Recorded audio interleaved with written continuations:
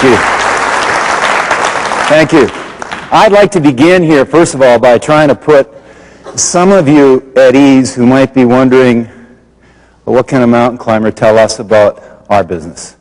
What could I possibly have to say to you that has any relevance to what it is that you do? I'm assuming that a high percentage of you here are not climbers. So I'm going to try to position why I'm here this morning. It is my firmly held belief that there are a great number of similarities that exist between the extreme end of my sport, which you'd call high-altitude mountaineering, and the world of business. And it's my hope that with some imagination on your parts this morning, and an open mind, and a bit of skill on my part, perhaps you'll be able to identify and hopefully leave this theater with some insights that have a practical application in both your professional and maybe even in your personal lives. It looked to me like 62 years had shown that out of every 3 people that had made it to the summit, on the average, 1 will die. So 1 out of 3, your chances of dying are 1 out of 3, if you're going to go to the summit, which was my intention. So why am I bringing all this up? It's to ask you to think for a moment, without looking at each other, what would it take to motivate you to go into a situation where the odds are 1 in 3 that you're going to die? Think about it just for a moment. What would it take? Would it take money?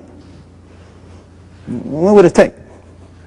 Now, traditionally, when we look at what's motivated human beings throughout time, if we take out of the picture love and high ideals, if we remove them, what's left? Well, you just have to read the newspapers and look at business and politics, and you'll see that there's 4 easily identifiable things that motivate people to take chances way over and above what perhaps they should. One is power, one is prestige, one is money, the other is sex.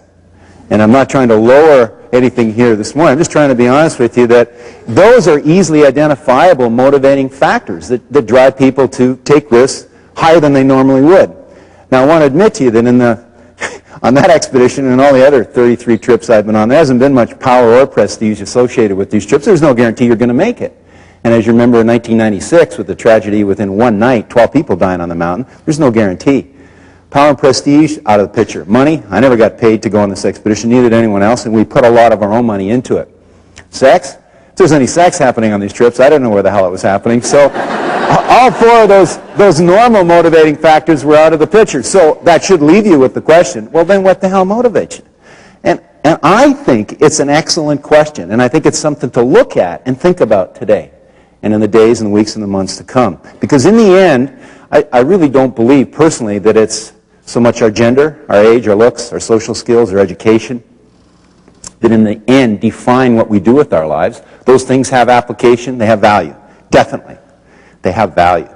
But in the end, that's not what determines what you do with your life or how successful you are. What determines what you do with your life is what motivates you.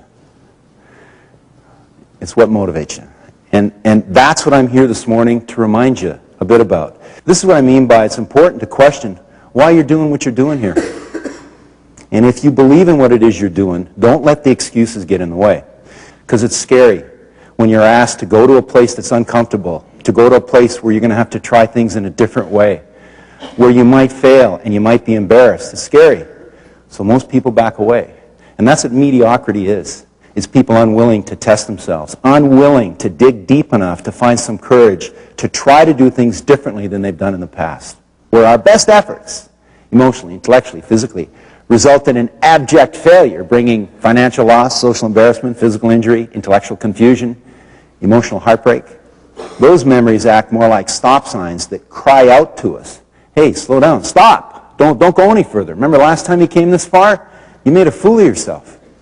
You broke the bank. You broke your heart. You broke your body. And when we, as human beings, are reminded of something like that, most of us get intimidated, because who wants to endure pain? Most of us don't want to do that. So a lot of people end up, a high percentage of people end up shying away from the area where we failed in the past. We have a feeling for what our capabilities are. As soon as those are roughly delineated, we start to weave a safety net of sorts within this circle. And the safety net is made up of patterns of behavior, ways of doing things, methods that worked in the past, and we convince ourselves they're going to work in the future. Nothing wrong with that. That's logical. The problem lies in the fact that if you're not careful, the security net can turn into a prison. Okay, the consequences of failing out here are unacceptable. I'm going to step back to where it's safe and try to come up with a plan that allows me to manage those risks out there at some level that's marginally acceptable to me, and then execute that plan to get to that new goal. That's one way. The other way is to step back and simply say, I can't, because you're frightened of failing and you're frightened of getting hurt. We imprison ourselves in a cage of our own making. The bar is made up of those fears that we haven't taken the time yet to confront. And the truth is that the only way you ever remove fears in your life is you stop running and you hold your ground and you confront it and you start to move towards it and you get to understand it and look at it. The difference between excellence and mediocrity quite often isn't as broad as many people think. Oh, it's a big leap from mediocrity to excellence. The truth is, it isn't. Quite often, the difference is a fine, fine line of being willing to go just that little bit further that brings what you do, what your accomplishments are, and what you're capable of into the realm of excellence rather than mediocrity. 11 years of that experience I had when I joined the Everest expedition in 1981. I joined as a climber and as assistant to the equipment manager. So my job there was to get together the 27 tons of gear we were going to need to do this mountain, gathered it together in Calgary, and then with 3 other Canadians, we transported it to the other side of the planet, to the capital city of a kingdom named Nepal, in which the southern half of Everest lies, and then transported it overland about 350 to 400 kilometers to the base of the mountain. Now, when we arrive at the base of Everest, it's at 17,500 feet above sea level. It's a very inhospitable place used by other expeditions for over 33 years on this side of the mountain, on the south side. So it takes a week to clean up the mess others have left behind and get ourselves ready for what we're going to be doing. It is and always will be us, the individual, who makes it work. Gear helps us. Technology helps us. But it's still us. It's that spirit within each of us that makes it work, it being an expedition or a company. If it looked reasonable, I'd radio down for the main team to come up at 2:30. They'd shoulder a load and work for 4.5 hours through darkness till morning light. And when it got light out, you kind of wish that it stayed dark, because now when you could see where you were, it wasn't a very enviable place. Once we reached the site of Camp 1 at 19,700 feet, we dumped the gear in a pit that we covered with a tarp, set up a couple of tents, checked out what lay ahead in the months to come, and then head back down to base camp. And this is what we did day in and day out. The highest percentage of mountaineers that die in Himalayan mountaineering are killed by avalanches. On August 31st, when a group of 12 of us were carrying gear from base camp to Camp 1, an avalanche released off the west ridge of Everest and buried 7 of our members. We were able to rescue 4 of them, but 3 men were killed. Of the 3 killed, we were only able to retrieve the body of 1 man. I guess each one of us that came here set our own limits, maybe unconsciously before we even arrived here in Nepal, as to how much we'd take before we decided the mountain wasn't worth it. And the accidents were really tragic. It was terrible about Blair. And some of the members, I think, found that that was the limit for them, and that's fair enough. I found myself quite puzzled. I helped carry down the body of the Sherpa that we could retrieve, and was there when we retrieved Blair. And I kept wondering if there's something wrong with me, but I felt I still had a lot left inside me. And I think Dave Reed said it quite clearly yesterday. You know, we've got all this equipment here.